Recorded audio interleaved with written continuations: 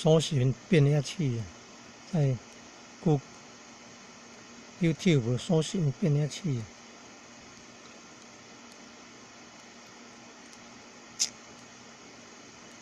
用那3块木块，然后做成那个原来的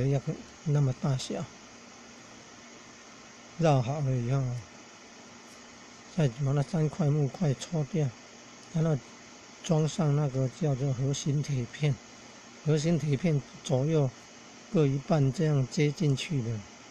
一层一层的接，把线圈绕很多圈。中间都要有胶带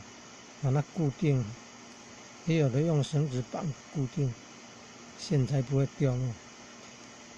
然后加线头，线头套上塑胶管，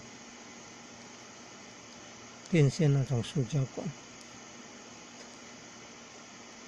插进去，套上，然后再加上那个结缘纸啊，要包上结缘纸，然后再